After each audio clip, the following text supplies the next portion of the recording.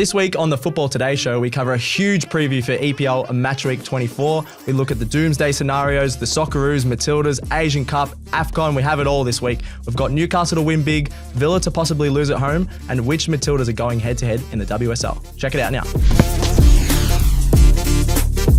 Welcome to the Football Today podcast, 8th of February, as England wraps up the 5th round of the FA Cup.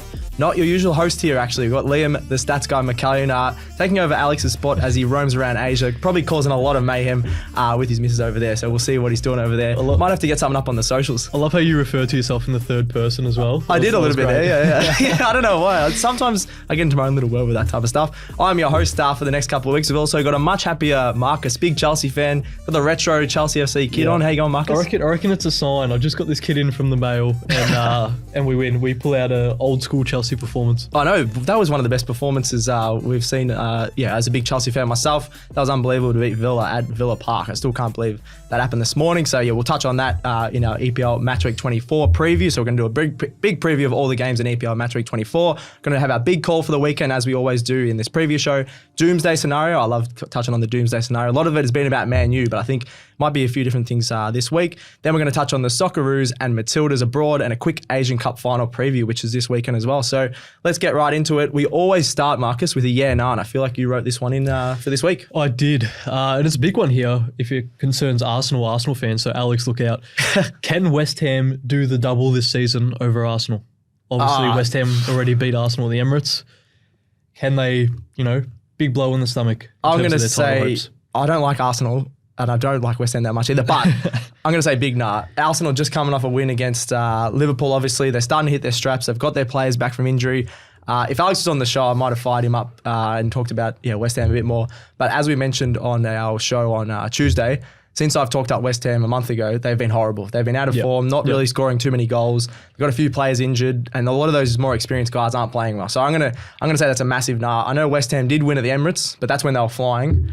And now, I can't see them, Can't see them at all getting close to us. I reckon Arsenal is going to absolutely smash them. What do you reckon? I'm leaning towards the same direction as you here because West Ham have been atrocious recently. And, but if it was a game that Arsenal would mud up and, cost their title hopes, they'd lose these sort of games. So, I don't know. You never really know with Arsenal, but still, I'd back them to win here. Yeah, they did bottle it a little bit this time last year, wasn't it? Or was it maybe a little bit later? But this is sort of the period where they need to just win these type of games. Like it's games like these that they drop points in last season and previously. Yeah, and then have a look at West Ham. They lost 3-0 to Man U. Man U actually starting to look all right at the moment. Then you got draw to Bournemouth, draw to Sheffield United. They shouldn't be drawing to Sheffield United. Yep. They drew to Bristol City. Actually, they got kicked out of the FA Cup by Bristol City. So that just sums up their form at the moment. They've only scored a couple of goals in the last couple of weeks. So I think that's a big nah. And I hate to side with Arsenal, but I think we've got to at the moment for the nah there.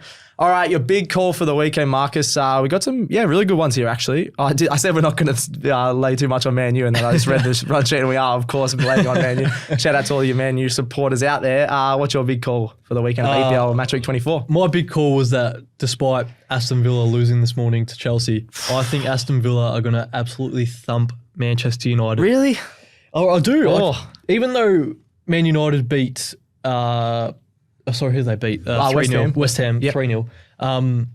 I don't think, it was a good performance, but if you look at the stats of that game, West Ham had 22 shots, only 3 on target, and possession was sort of fairly even. So I think there's still areas that Manchester United can sort of crumble in. Yep. And I just think, Villa, after losing this morning, not been great recently, they're going to want to come back and assert their dominance and their claims for a spot in the top 4 this season, whereas... This is sort of a little bit for Villa and both Manchester United. Both teams, I think, This is a 6-pointer. Yeah. It is for Man U as well, because if Man U win this one, they could end up jumping them in a couple of weeks on the table. So, I don't know. I don't know if I can agree on that one. I'll get into that in my doomsday scenario, but I don't know. I don't really trust either of these sides to be the best team in the top 4 at the moment. But I don't know. Villa hasn't been in the best form in the last couple of weeks, especially losing to Chelsea. I know Chelsea looked really strong this morning, though. But I know they lost to Chelsea this morning, but... Including the Chelsea loss, they've only lost 3 at home in all competitions this season. Yeah. And they're playing at home here. They've recently come off a 5-0. I know it was Sheffield, but there was 4-0 in 30 minutes. I'm not saying that they'll do something similar, but I think the end scoreline could be 4-1 or something. All right. Yeah, we'll have to wait and see on that one. My big call for the weekend, Newcastle to win by 3+ against Notts. Alex, the usual host on this, loves talking about Notts. He's his second favourite team to Arsenal, I reckon. I think they was lucky to score last week. We obviously talked about Hudson-Odoi was my favourite goal. But if that wasn't for that Hudson-Odoi brilliance, they wouldn't have won. They wouldn't have drawn that game. So I think they're going to struggle to score against Newcastle. I think it's going to be a similar game where Newcastle are going to play really attacking like they did against Luton. But if Newcastle put up 4 goals, Notts can't keep up with that like Luton did. You got Adebayo in awesome form for Luton, but you don't have anyone really like that for Notts at the moment. That's just going to, other than maybe Chris Wood randomly. Is he going to score? Is he going to score a hat-trick against his old side again? Last time, that's right. Last time I talked about this game, I said Newcastle were going to smash him, and then bloody Chris Wood popped up out of nowhere. So if Chris Wood doesn't do anything. Yeah, but he's horrendous. Yeah, he is. So bad. But I can't trust him. So that's why I'm going to go Newcastle to win by 3+. I think although some of their score lines haven't reflected it, they're starting to get back to their style of play where they just love attacking, love scoring 3 or 4 goals a game. I think Nuno's starting to like place his philosophy on that team. They're starting to believe in it a little bit more. But you're sort of right. Like with Hudson-Odoi, they are relying on that individual brilliance. Yeah. So unless they get a kill or Chris Wood randomly scores another hat-trick in like the last 30 minutes, which it would be pretty funny. But I just don't see that happening. His career's almost done. So that's our big calls. Let's get into the doomsday scenario. Ooh, I can see a few similar names that we talked about the other podcast. Who have you got, Marcus? I've got Arsenal included in this one. I think it's a bit of a doomsday, even if they drop any points at the moment, because I know it's like, West Ham away, you could probably afford to drop points, right? But not against this Jurgen Klopp and Pep Guardiola side. No, definitely not. So where are they? They're 2 points behind Liverpool now. They're equal on points with City, but City have that game in hand. Yeah, that frustrates me so much that City could just jump back up within one more game. Like we're looking at City and we're like, how good have Liverpool been? Yeah. Other than the Arsenal game, right? They should have been unbeaten heading into that Arsenal game. Yeah. Remember, their only loss was against Tottenham, and that was very dodgy. Fishy with the VAR. That was dodgy. That was very dodgy. So, in all fairness, like we look at that, but City are like they're there, but they haven't had anyone, and they're coming. Their last 5, they won 5 in a row, and Arsenal won 3 on the bounce. But if they lose points here, they're pretty much gone. I feel like, you're just... do I have to bang the table because Alex isn't on here on the podcast today because we're bagging Arsenal a bit too much? I don't mind it being in the doomsday scenario because that would just be a game that Arsenal... I don't see it happening, but it's a good point for doomsday scenario because that'd be the worst possible outcome for an Arsenal fan going, we're just back to where we were this time last year. So they'll be a bit filthy with that. I'm going to go Villa to lose to Man U at Villa Park. I think... they could drop out of the top 4 here. Let me just have a quick look. Tottenham, I think, will win this week, so they could jump back above them. This would just be a big doomsday scenario. They've been in top 4 all season so far.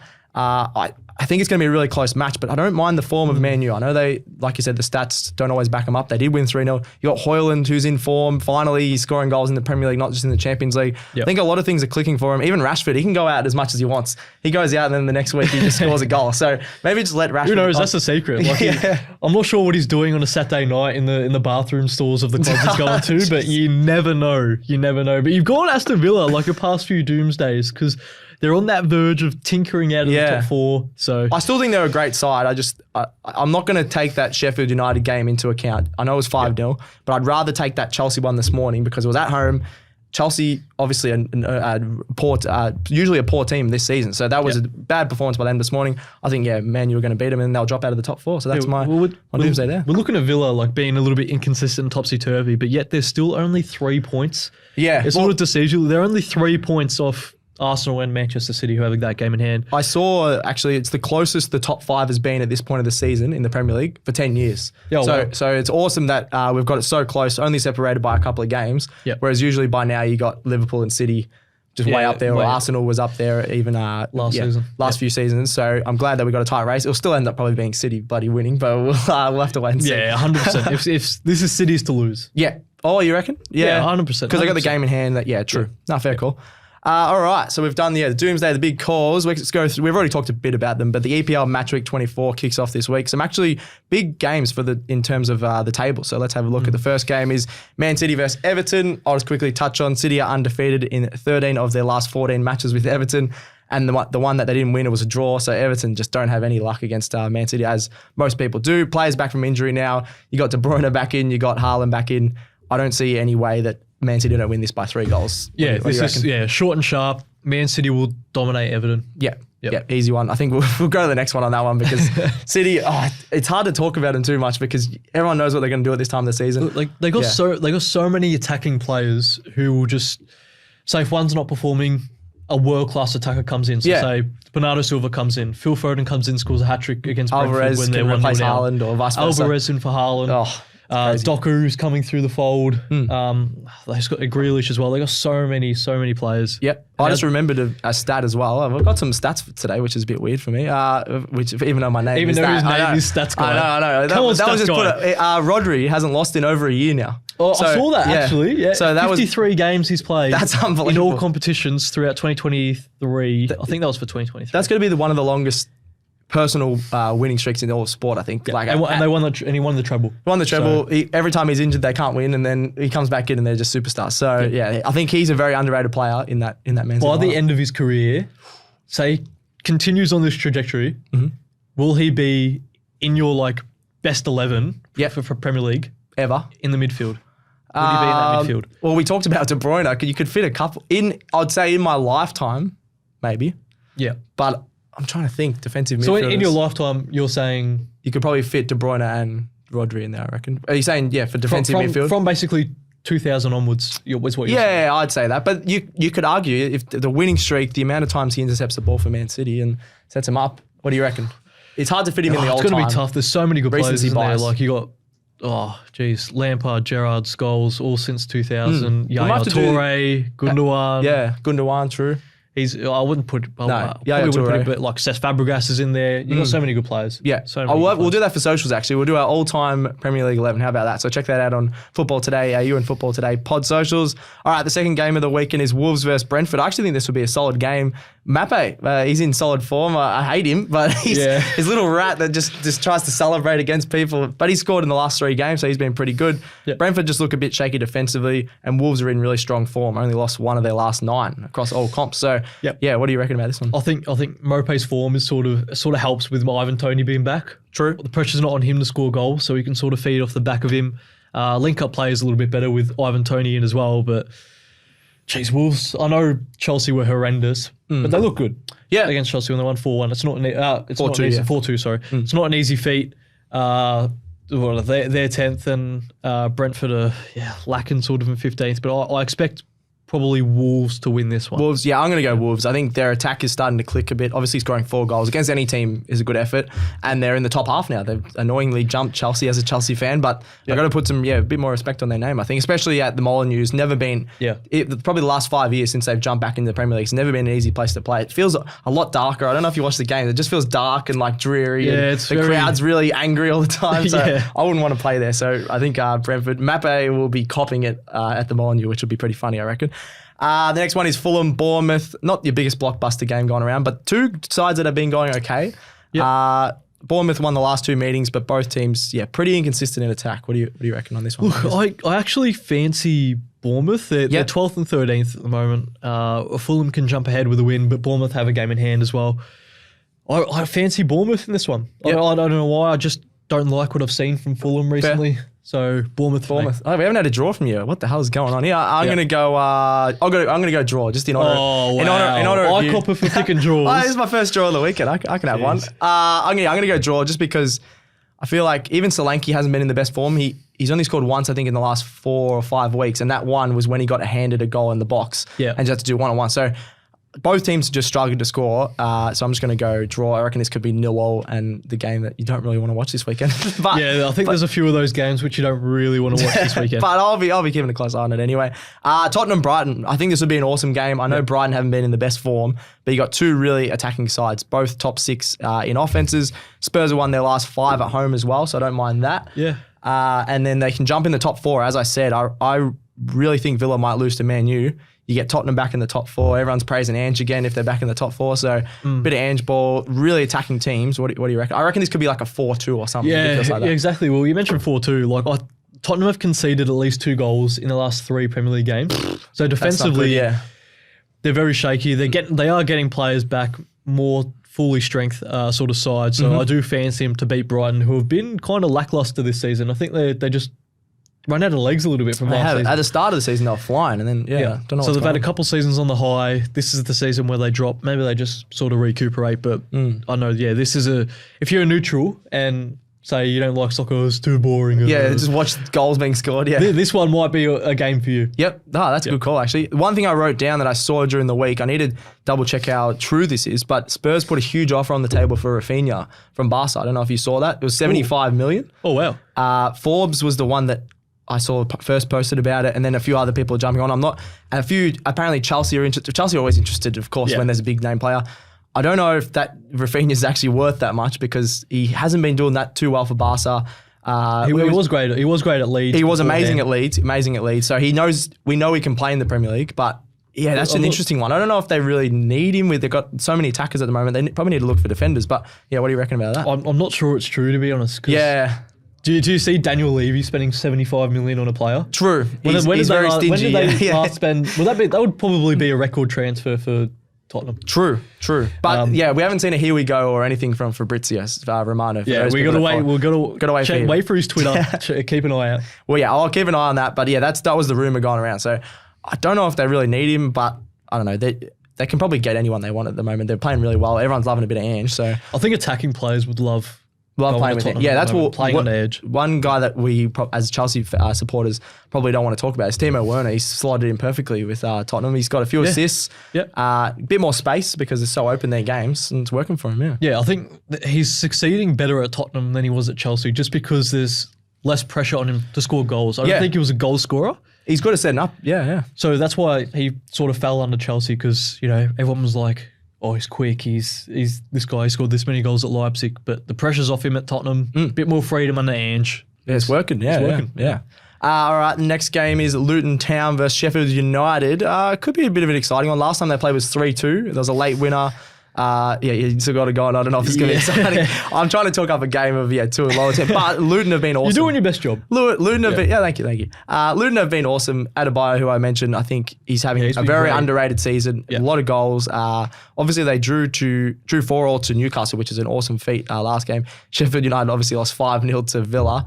Yeah. So as a Luton Town supporter, I think this could be a big game at Kenilworth Road, which hasn't been the easiest place to travel to. Yeah. Yeah, for you're talking about a relegation, and it's sort of like a mini league relegation, isn't it? So you've got your top two or top three probably, which is City, Liverpool, Arsenal. Yep. Whoever wins that mini league sort of wins the league. Yeah, okay. That's a good way relegation terms, this is like a 6-pointer for those sides in terms of that relegation mini league. But you have to get wins against sides that got promoted with you. Yep. You just got to get points against them. Absolutely. So I fancy Luton in this one. Yeah, I reckon Luton could demolish them the way they're playing at the moment, attacking just so quickly. The other thing, like you said about the 6 point, if I think Everton are going to lose to City, so they'll stay on 19 points in 18th. Then you got Luton in 17th, but if they win, they go 4 points above the relegation zone. So they'll be loving that. Probably Everton to get further point deductions and Notts who are above them to possibly get a points deduction as well. So I think Luton, Brentford, Crystal Palace even are probably just get those points deductions in as quick as possible, so we don't have to worry about relegation. Because even Brentford are probably worrying about it at the moment if Notts win and Brentford lose. So we just have a crazy one with Brentford's team. I don't think they should be playing that bad. I'm just having a look at the stat at the moment. Luton have conceded 42 goals, right? Yep. Which is not too bad for they're sort of not too bad. That's only 3 goals more than Chelsea have conceded this season. When you think about that, that puts nuts. Me. That's I'm flat. I'm flat. 40. 3 goals more. I know we're a bit further ahead because we've got a lot more goals ourselves. How many goals? Oh no, it's only 6 more goals. Yeah, geez. So in terms of stats, we're not far off the relegation zone. Chelsea fans. So what we're saying is we'd be very good in the championship. Oh really? Yeah. You'd hope so. Yeah. The way we've been playing, I think we'd. Yeah, I don't know if we'd be good in the championship. Who knows? I'm glad we're not going to be relegated at this stage, unless there's a bloody points deduction or something like that. Next one is Liverpool versus Burnley. I think this is going to be an absolute whomping, as Alex would usually say in this chair. Liverpool will be frustrated after last game. I think they're going to take all that anger out on Burnley. 8-0 aggregate across the last 4 meetings they've got against, what are they called? The Clarets. I had a bit of a brain fade there against the Clarets. And Burnley, I don't know. They've just been very up and down. They're going to be, where are they? Still 19th. They're going to get relegated, unfortunately, for those guys. So Liverpool, going to smash them. What do you reckon? Here we go. Secondary big call for me this weekend. Oh, here we go. Remember when Liverpool played at home to Bournemouth not long ago. I do. And they lost. Liverpool beat Bournemouth. Remember they beat them 9-0? 9-0, that's right, yes. Similar result on the cards here. I think this is going to be 6-7 plus. 6-7 plus. Give me an exact figure. I'll go 7-1 Liverpool win. Oh, okay. So Burnley will sneak a goal somehow. Rashford Fofana will score a 90th minute. Are they only going to have one shot in this whole game if the other team is scoring 7? Yeah, exactly. Liverpool will demolish Burnley. Okay. All right. Oh, I agree they're going to demolish, but I don't know about 7. Okay. 7. 7. All right. Well, I'm going to write that down right here. 7-1. Get the bet on that. 7-1. Is the tell in the future. All right. Next one is Notts versus Newcastle. I don't think Notts have enough attacking threat, as I mentioned in my big call of the weekend. I think Newcastle are going to absolutely win this. 3+ goals. I know it's at, what's Notts' home ground? I've had a bit of a mental blank there. City Ground? City Ground, that's it. Yeah, City Ground, which they haven't been too bad at the last couple of seasons, but they haven't been in good form. Like I said, they're relying on too much individual brilliance. So I'm going to go Newcastle to smash them in this one. Yeah, we sort of touched on this before. I think Newcastle should get the job done. So leaning towards Newcastle. Yeah. Although not 100% confident. Not 100% confident, really. Just because they've been a bit inconsistent themselves. All right, fair enough. We did touch on this one as well, so we can quickly go on it again. West Ham versus Arsenal. You're saying this one is a danger game for Arsenal, but yeah, I think recent form, they'll be up and about after beating Liverpool. If they play even half like they played against Liverpool, they're going to win this pretty comfortably, I think, even though it's at London Stadium, not at the Emirates. You agree with that one? Yeah, I agree. I think Arsenal should be winning this, but you just got to be wary. If I was an Arsenal fan, I'd be like, these are the games that we drop points in. We need to be on the ball from the first whistle here, all the way until the last. And it's in games like this where Jorginho bossed that midfield against Liverpool, right? True. But this is a game where he'd sort of make a little defensive error, which he sort of leads to. He always picks up a yellow card because someone runs past him. He goes, he's like, I'll get you. Oh crap! Like I need to kick him out here. So although I think Arsenal should win, this is a game which they got to be sort of scary of. Yeah, fair enough. Yeah, as Arsenal fan, if you're up in that top part of the table, this is the scary sort of game. Little London rival as well, and London rivalry as well. Yeah, which is good. Yep. And then the other one, Aston Villa, Man U. We touched on this quickly as well. I think Man U could cause an upset here. I'm not sure who the actual favourites are in the betting odds, but at Villa Park, they've been really strong. Villa's starting to dip a little bit. I say starting to dip because it's not that bad, but they've only won one of their last 4 home games across all competitions. They've had a couple of draws in there and a loss, and especially that big loss this morning. I don't know. I'm not going to trust them. I feel like it's going to be in the back of their heads. They're not used to being this high up on the table and things like that. Yep. I think this is where they start to drop off. Tottenham and Man U might even climb above them over the next couple of weeks. So I'm going to go Man U. I'm going to go Aston Villa here. I'm going against you. I just think home advantage is so crucial, especially against Manchester United, who struggle going away. Yep. And Aston Villa, although they haven't been great recently, they've still got the talent to sort of dominate possession. Although it was very uncharacteristic of them this morning to play loose balls in the midfield. Like Douglas Luiz had a really poor game from his standards. Usually he's really good. Yeah, he's really good. So I think this is a game where they prove themselves. I wouldn't be surprised if they score maybe even 1 or 2 outside the box. Oh, bit of Tielemans again. Bit of Tielemans, bit of Johnny McGinn. I love Johnny Douglas McGinn. Luiz can pop one from range, so you never know. Nice. One of the funniest guys in the Premier League, John McGinn. I saw another interview with him yesterday. He's hilarious. When you can understand him with his glasses. Don't get in his bad side. No, though. You don't reckon? He's an angry man. Any Scottish man's bad side, you're in trouble. I'm a good guy. I'm a good Scottish guy. It's all good. I wouldn't be scared of getting on Scott's guy's bad side. True. I can't score bangers like John McGinn as well. I'm going to have to practice like we did in some of our videos online. Then the last one, the biggest game of the round. No, not the biggest game of the round, but we love it as Chelsea fans. Palace versus Chelsea. Arguably best Chelsea performance all season and over the last few seasons this morning in the FA Cup. I know it wasn't in the league, but it's just good to have a bit of confidence. But I think I said that a month ago when we started winning a couple of games and then we drop off again. So this is still a massive danger game from Chelsea. And very inconsistent. So both teams are inconsistent. I'm going to lean towards Chelsea just with a little bit of confidence and the overall squad.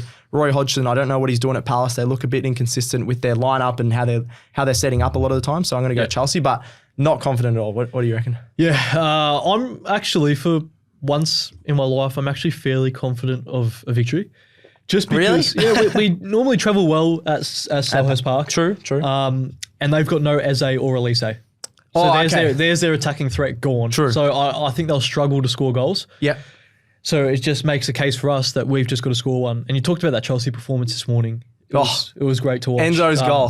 I'm putting it out there. That was our best performance in the Todd Bowley era. Really? Okay. Yeah, 100%. That first half in particular Unstoppable. was even if Enzo Fernandez didn't score that free kick, which is insane, still would have been a great performance. he still would have got man of the match in my opinion. Yeah, okay. He was Set up super. Like Poch actually changed the midfield a little bit. He heard us. He heard the Chelsea fans.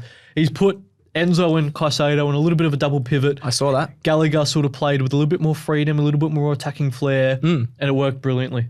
Yeah, okay. So, yeah, I'm backing my boys. We're both tipping Chelsea. Whoa, Alex will be watching this. A few people will be like, why are you guys tipping Chelsea? But we're gonna tip them this week, and then if they lose, we won't tip them for the next couple of weeks. But we'll see how we go. All right, that's a bit of a break halfway through the show there. Leo's going to be back after the break with a trivia question. I'm already excited about that. We're going to do a bit more Matildas and Socceroos and plenty more with the Asian Cup. So get around it after the break. Lock in for a huge summer of slog sixes, rattle bales, and classic snags with the daily Cricket Today podcast. Keep up to date with all things BBL, BBL Supercoach, tests, ODIs, and T20s this summer, as well as the highlights and socials all season long. Search Cricket Today on Spotify and Apple Podcasts. All right, the Football Today lads are back in the studio for the second half of the show. I'm already a bit nervous. Leo, behind the camera, as always, is smirking with his trivia question over there. He probably thinks he's going to catch us out here, and he probably will. Alex is away, the usual host, so we can catch up to him here. I think he's in the lead by one. It's a bit unfair. We need the points. Yeah, we need the points. And you're chucking out. You said before the show, behind the scenes, you said, this is a bit of a hard one today, boys. So I don't fancy our chances. Is Alex in the lead, just out of curiosity? I think he's in the lead, but I think it's by 2. So you boys need to catch up. Oh, we got like three Are weeks. there multiple points on offer here? Just the 1 point. Just the 1 point. All right. As we have done the last couple of shows, just quick first to buzz in with your name or your title or anything you want to call yourself. Yep. So Leo, social guy Leo, what have you got for us for the trivia question this week? All right, boys, don't let me down. Apart from Mohamed Salah, which current EPL player has the most goals in the Premier League all time? All time? Oh, current. Okay. Current player. Oh, wow. Let me have a think. We should be able to get this. I can give out clues if you're stronger. Marcus. I'm going to go Heung-min Son. That's a good shout. Incorrect. Oh, that's a good shout, actually. Chris Wood. No, not Chris Wood. That's going to annoy me now. Current player. Because you got Haaland obviously came late. I was going to say like Aguero or someone, but he's done. Okay. Once that guy throws out an answer, could you give us a clue? Yes. I can't even think of an answer. Harry Kane obviously would have been up there, but he's gone. Clubs. Why can't I think? Ooh. You can go again if you want, because I can't think. I was going to say Son is just in my head. You can go again. I could throw out a clue. Nah, throw out a clue first. All right. I don't want to look like a mug. You already do. London Club. London Club. Oh, London Club. Okay, so I'm thinking... I reckon Arsenal maybe. West Ham, no. I don't think it's anyone from West Ham. That's what I was thinking. Palace. This is a great podcast, lads. I know, buddy. We're gonna have to cut this out in post. So Gerald, help us out here. No, we're gonna make it real. London Club. It's not like a Aubameyang or something like that. No, that's a bad shout. What am I talking about? Another clue. He's a left winger. If that helps. He's a left winger. Oh, I know who it is. Stats guy, Sterling. Correct. Yes. I couldn't think of him because I thought it could be a City player. Obviously, at City, dominated for them. He scored so many tap-ins. Didn't he? First time I ever did fantasy Premier League. First week, he got a hat trick, and I triple captained him as a joke. So that was good fun. When he got a hat trick, so he tore it up. But yeah, there we go. I've got 2 in a row, boys. What do you think? Every year at City, he always scored like 10, 15 plus. Yeah. Because he just scored tap-ins. He was a good player. He's terrible. Oh, I don't know. I don't agree with that. I think he's a great player. He's obviously up there if he's got the second most in the current players. Thank you, Leo. That was a good question. I don't think it was too hard. We just probably were trying to think of it. I think we're overthinking it. Son was a good guess. He was third. Okay. Who was second? Sterling. No, still. Salah was first. Salah. Yeah. Okay. Yeah, gotcha. We would have got Salah, so that's a good question. Would have been a bit obvious. Yeah, right. All right. Yep. There we go. We did all right. Yeah, well. I was going to say we did all right there. We got a few clues. I got it though, so I'm happy. All right. Let's get back into the show. We're going to have a look at some of the international finals. So the first one we'll do is the AFC Asian Cup final between Jordan versus Qatar. But before we do that, do you want to do a quick nah for me there, Marcus? Yeah, Will. I'm going to throw it to you. Are the top teams in Asia, so you're looking at your Japan, South Korea, Australia, are they getting worse or are the dark horses getting better? Because we're looking at this World Cup final, Asian Cup final.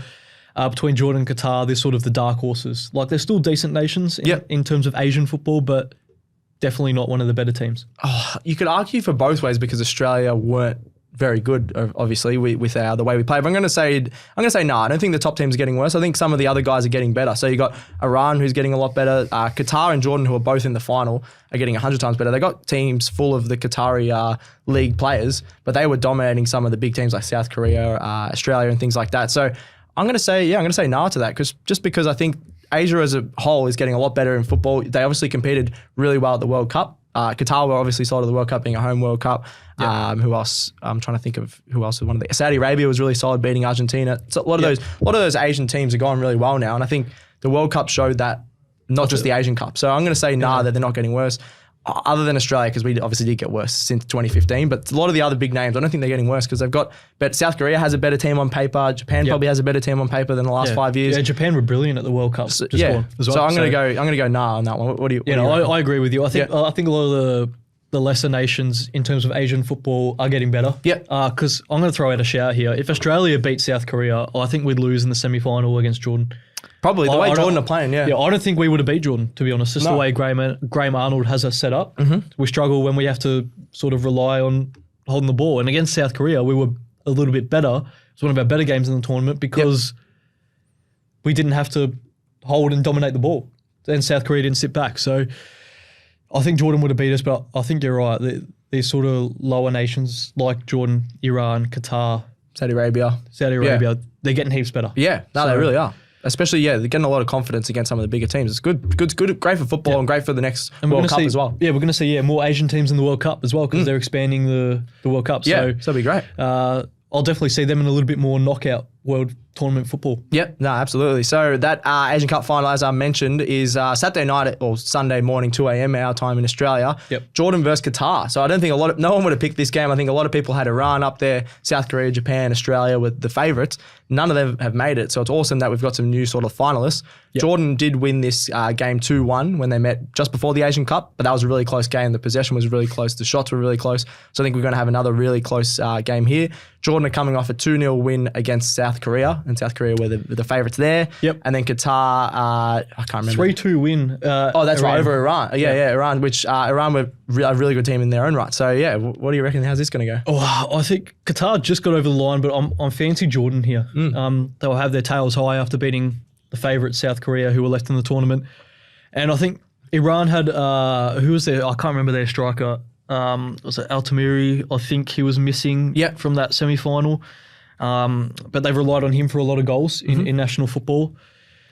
And I think that's probably the reason why Qatar got over the line. I think Iran could have got a little bit more if he played. So I'll lean towards Jordan here, but it's a final, so anything can happen. Yeah, I think it's going to be a really good game. I know a lot of people, especially now in Australia or things like that, might not know your Jordan or Qatar type of players, but looking at a lot of their highlights, they won against South Korea, Jordan, with only 30% possession, but just their pace and attack and their willingness to all go forward. Sort of a bit like Ange ball, a bit like Tottenham and Australia have played in the past under Ange. They all go and attack and it's just really hard to stop. So I'm going to go Jordan as well. I do think this will be a high-scoring game because you got Akram Afif, who's probably been the best player in the tournament. He's one of the best players in Asia. So he's been playing in the Qatari league, which is dominating. 5 goals and 3 assists in this Asian Cup. So I think he might hit the scoreboard, but I reckon Jordan might win this 3-1. I like it. We're both back in Jordan here. Yeah. They've been really good and sort of surprised a lot of people.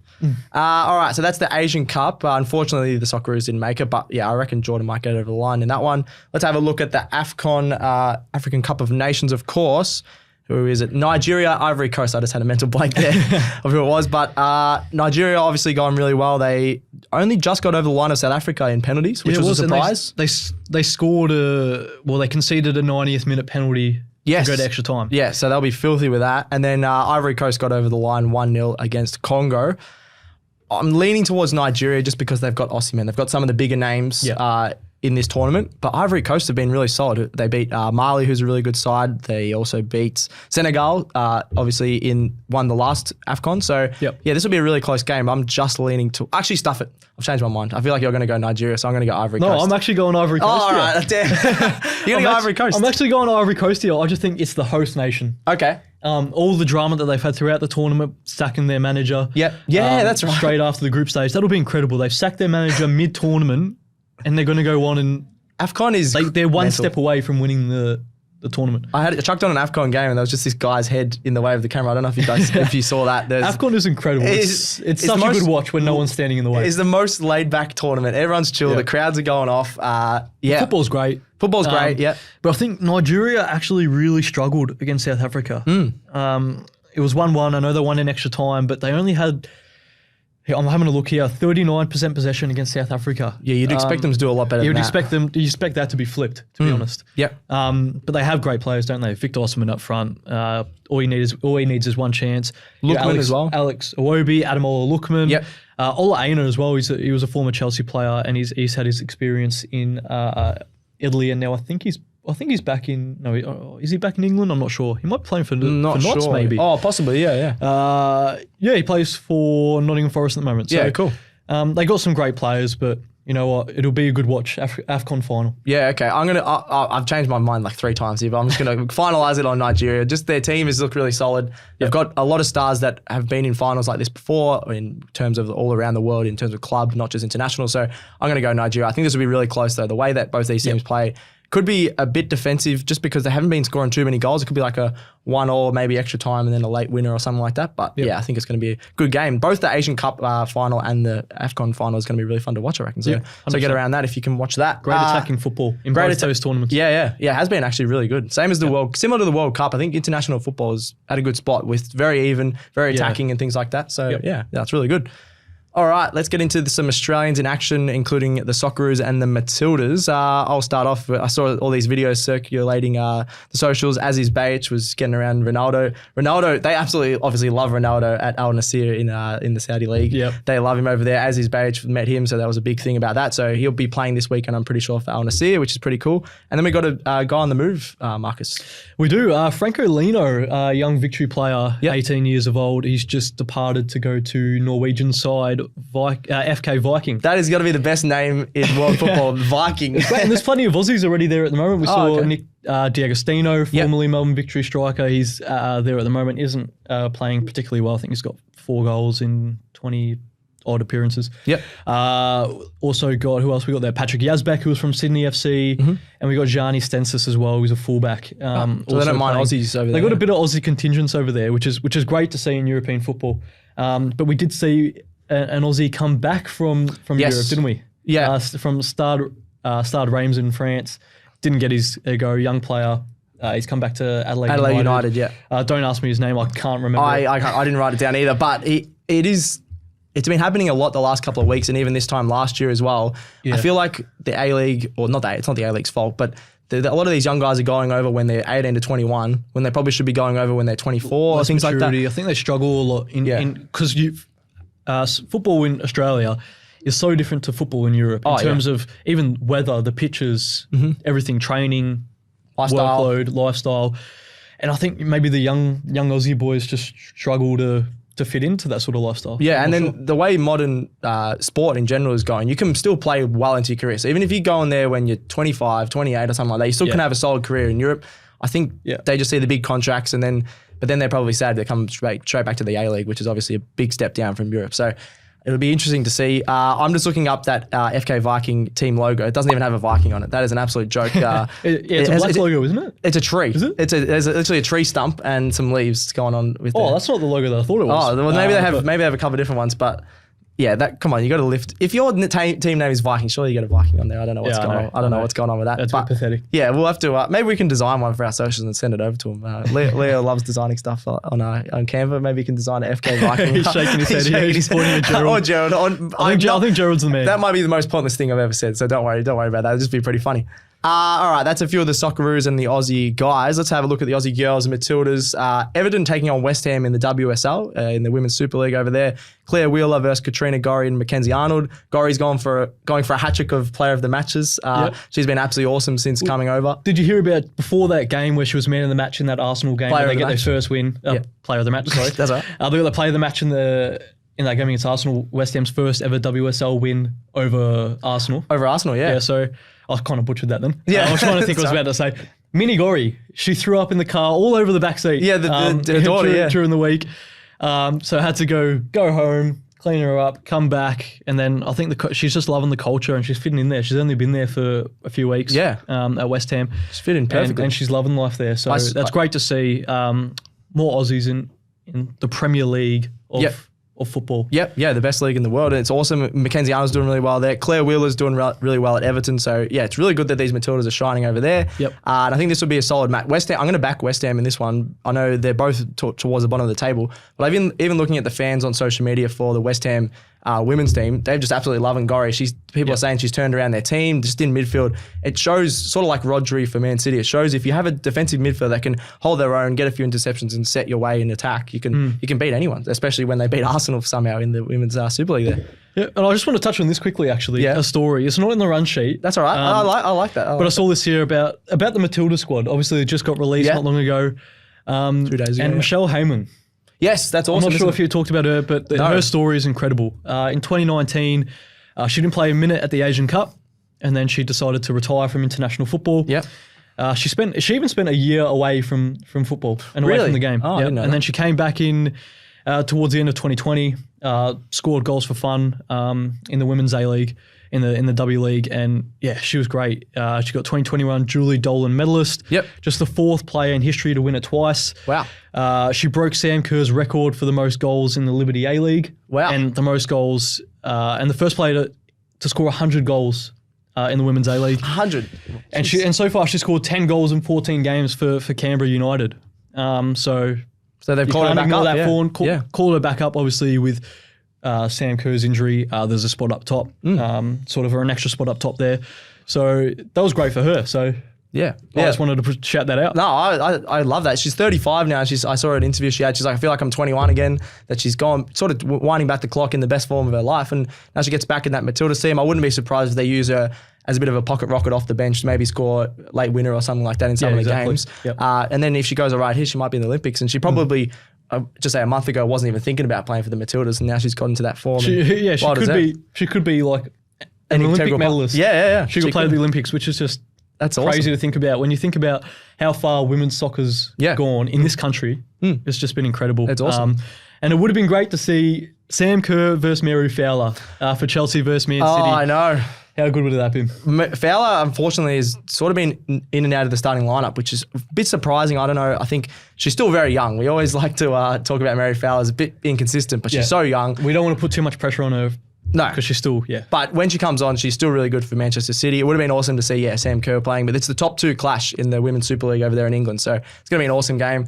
I reckon, City could cause an upset with the way Chelsea have been really strong, but it could be a really close game. Maybe like a 2-2 or a 3-2, I reckon. I reckon her and Nathan Cleary. I reckon Nathan Cleary's getting into her head a little bit. I think ever since they came out that they started dating, it's a bit of a Taylor Swift sort of. Yeah, I don't think a rugby league influence in anyone's head has ever been good. So that's a bit of a shout out to all you NRL fans out there. But we'll see how that goes in the future. Yeah. All right, bit of a fantasy chat to finish off the show. I'm going to have a look at some captain options this week. I really like Man City players, Haaland and De Bruyne against Everton. Just because I think you've obviously got De Bruyne and Haaland both last week got an assist. Yep. And I think Haaland can get back to his goal scoring form. What do you reckon about that? 100%. I actually fancy. I'm thinking maybe the likes of Darwin Núñez. Oh, okay. Against Burnley. Although he struggles to score goals, like he's not the best finisher. No. He still provides assists and chances and big chances. Or you could look at maybe if Mohamed Salah plays, obviously. Yep.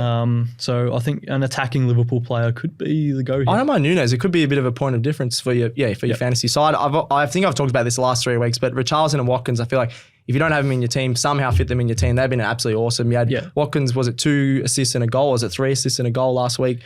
He was awesome. Richarlison scored 9 goals in his last 8 games. So you got to get them both in your team just because they're a lot cheaper than Haaland and things like that. So get them in your sides and get them around your fantasy teams. Oh, I've just lost the run sheet and I'll get it back up now. But I think that's it for the show, Marcus. So we've done a lot there. We've done all right without Alex overseas. So thanks for that, Alex. A lot less yelling. A lot less yelling, a lot less slamming the table. Gerald, our producer, didn't have to take off his headphones. Come on, stats guy! Jeez. I feel like he's back. I'm good. Watch any headphone users. PTSD, buddy. So check out Football Today Pod and Football Today AU all over the socials, Facebook, Instagram, TikTok and X. I feel like I'm doing Cricket Today. Check out Cricket Today and Cricket Today AU on the socials as well. Yep. We're going to do some fun, we've already done them, but check out our fun football challenge videos. We did a crossbar challenge, a penalty kick, The worst penalty shootout, probably the thing that we've ever seen. We forgot how to play.